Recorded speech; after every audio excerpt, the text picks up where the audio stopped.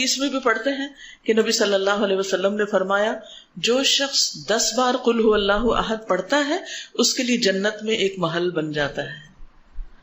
عمر رضی اللہ عنہ کہنے لگے کہ اے اللہ کے رسول صلی اللہ علیہ وسلم اس طرح تو ہم بہت سارے محل اپنے لیے تیار کر لیں گے، یعنی بہت دفعہ ایسا ہی عمل کریں گے.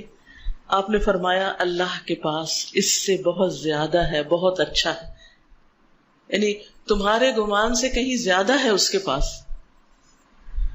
اور پھر آپ دیکھیے کہ ایک اور شخص کے بارے میں آتا ہے کہ وہ ایک بار ساری رات اسی سورت کی تلاوت کرتے رہے، اسی کی تکرار، اسی کی تکرار، اسی کی تکرار. قل هو اللہ احد اللہ الصمد لم یلد ولم یولد ولم یکن لہ کفوا احد. اور حقیقت یہ ہے کہ اگر آپ کسی وقت دعا کرنا چاہیں اور اللہ کے قریب ہونا چاہیں، اللہ تعالیٰ کی قدرت اور عظمت کا احساس اپنے دل میں بٹھانا چاہیں، تو آپ کو کیا کرنا چاہیے؟ بغیر گنے کئی بار قل هو اللہ احد.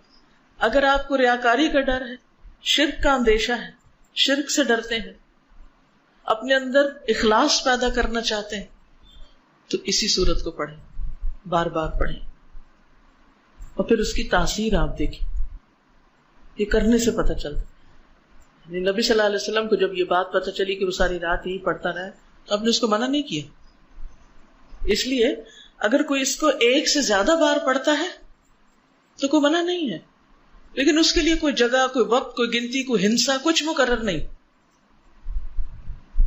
کیونکہ ایک ہی آیت کا یا ایک سورت کا بار بار پڑھنا انسان کے اندر اس کا فہم زیادہ کرتا ہے، اس کے اندر غور و فکر اور تدبر زیادہ ہو جاتا ہے.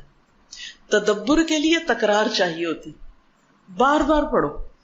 ہم تو ایک دفعہ قرآن پڑھتے ہیں اور اس کے بعد بند کر کے وہ اوپر شیلف میں رکھ دیتے ہیں، مکمل ہو گیا، اب مزید اس سے کوئی کام نہیں. اس کی فضیلت یا اس کے بارے میں یہ بھی آتا ہے کہ یہ انسان کی بیماریوں کو دور کرنے والی ہے. اب بیماریوں کو کیسے دور کرنے والی؟ سب سے بڑی بیماری اور علت کیا ہے؟ شرک. سارے غم ہی شرک کی وجہ سے آتے ہیں، ساری مصیبتیں شرک کی وجہ سے آتی ہیں. اللہ سبحانہ تعالیٰ کی ناراضگی شرک کی وجہ سے آتی، چاہے شرک اکبر ہو چاہے شرک اصغر ہو. شرک اکبر تو بتوں کو پوجنا، اور شرک اصغر کیا؟ ریاکاری کرنا، دکھاوے کے کام کرنا، اپنے نیک کاموں پہ فخر کرنا، لوگوں کو بتانا کہ میں کیسا کیسا نیک ہوں. تو اس کا علاج کیا ہے کہ انسان قل هو اللہ احد پڑھے.